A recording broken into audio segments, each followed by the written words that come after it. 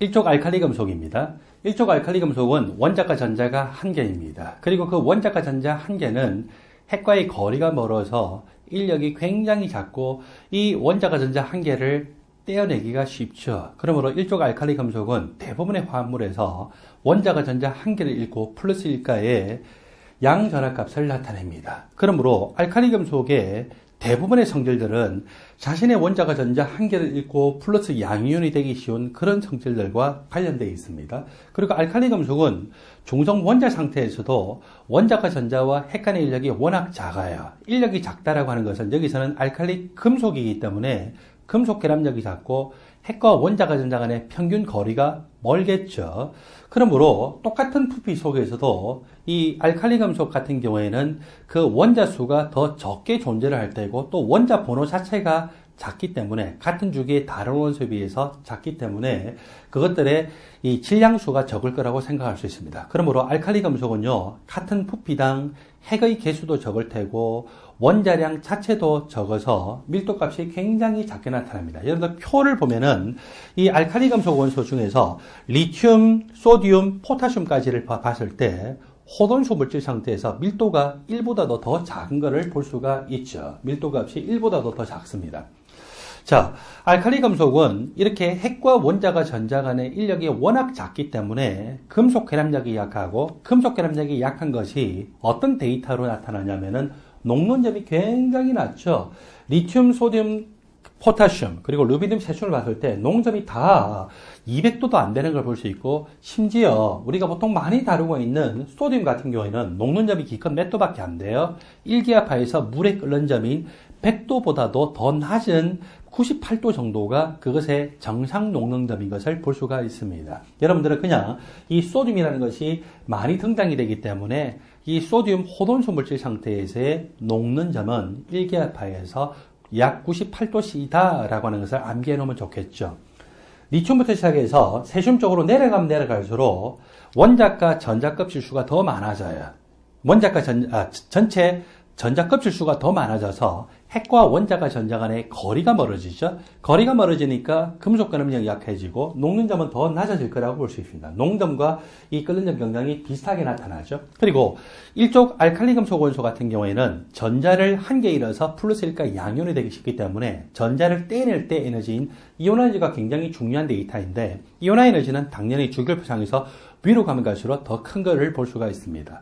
자, 일족 알칼리 금속 원소는 원자가 전자를 한 개 잃으면 플러스 1가 양이온이 되고, 그렇게 되면서 전자 껍질 한 개가 송두리째 날아가 버리죠. 그러면서 우리가 앞에서 원자 반지름, 이온 반지름 할 때 뭐를 배웠냐면은 전자 한 개를 잃으면서 전자 껍질이 하나 날아가니까 반지름이 약 얼마 정도밖에 안 된다고요? 예, 절반 정도밖에 안 되죠. 그래서 이온 반지름이 원자 반지름에 비해서 평균적으로 절반 정도밖에 안 되는 걸 볼 수가 있습니다. 자, 밑에 알칼리 금속의 성질을 볼까요? 알칼리 금속은 할로겐 원소와 굉장히 반응을 격렬하게 합니다. 왜냐면은 알칼리 금속은 전자 잃어서 양이온이 되기 쉽고, 할로겐 원소는 전자를 한 개 얻어서 음이온이 되기 쉽기 때문에 이렇게 해서 가장 단순한 형태의 이온 결합하는 물질을 만들죠. 이온 결합하는 물질을요, 한 글자로 염이라고 합니다. 염을 잘 생성합니다. 그리고 이것은 가장 단순한 형태의 염이기 때문에 저걸 우리가 단순염이라고도 하고, 또는 가끔씩 보면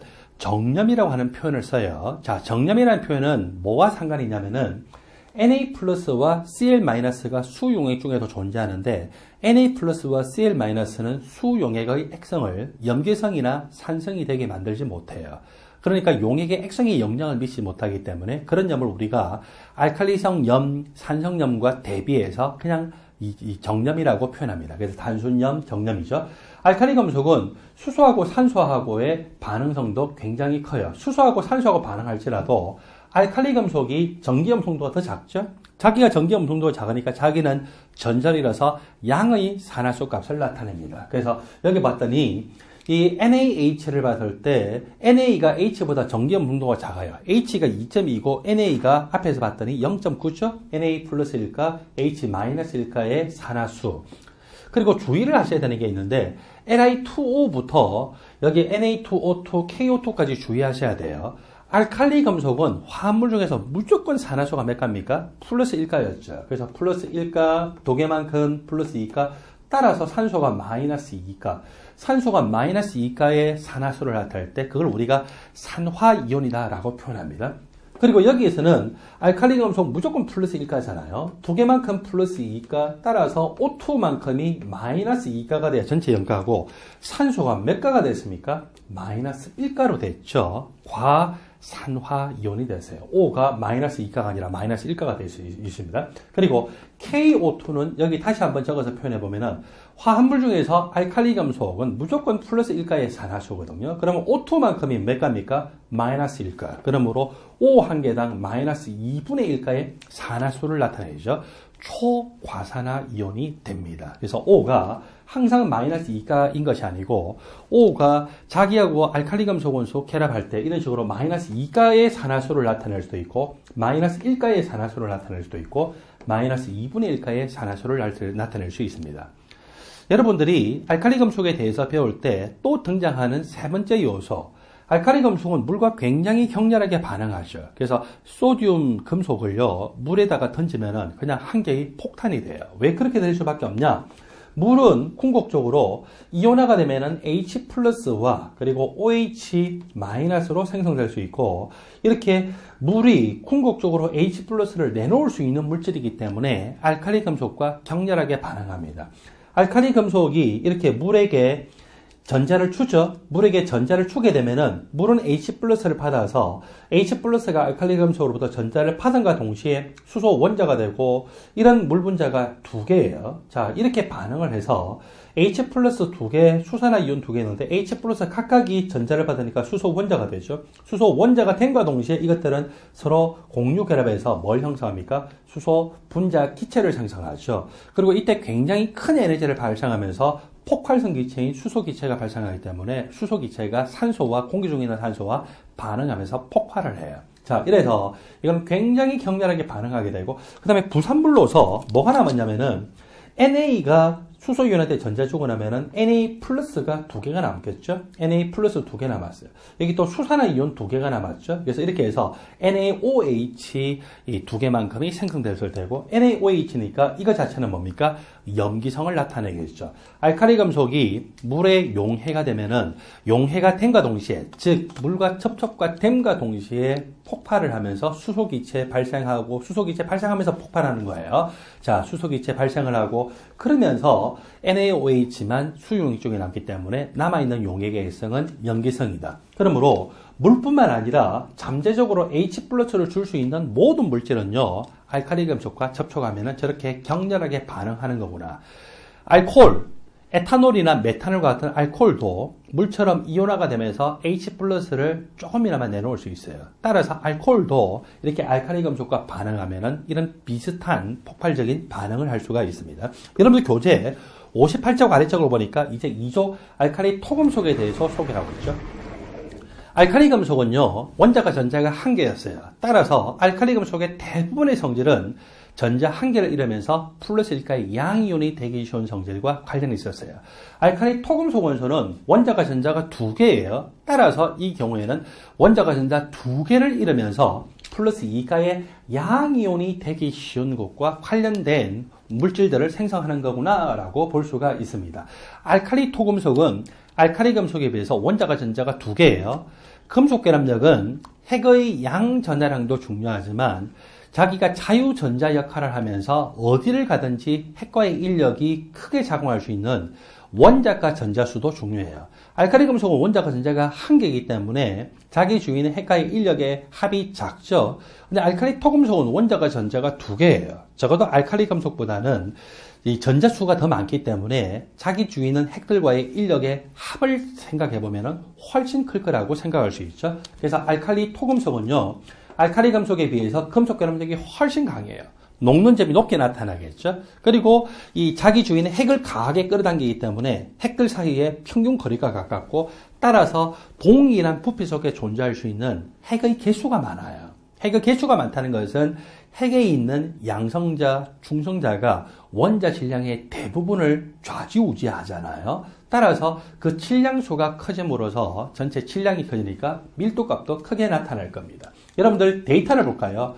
앞에서 리튬이나 NA나 K와 같은 알칼리 금속은 밀도값이 1도 안 됐는데 여기서 베릴륨, 마그네슘, 칼슘은 밀도값이 꽤 크죠? 그 다음에 리튬 NA를 봤더니 녹는 점이 약 181도, 98도로 녹는 점이 굉장히 낮았는데 여기 똑같은 리튬과 대비가 되는 원소. 자, 리튬은 녹는 점이 181도인데 베릴륨은 몇 도입니까? 1300도 가까이 되죠. 근데 같은 또 3주기 원소인 알칼리 금속 NA는 녹는 점이 98도인데 마그네슘은 녹는 점이 650도시로 굉장히 크죠. 이것은 바로 한 원자당의 원자가 전자수가 알칼리 금속은 1개이고 알칼리 토금속은 2개이기 때문에 나타나는 근본적인 이 차이입니다.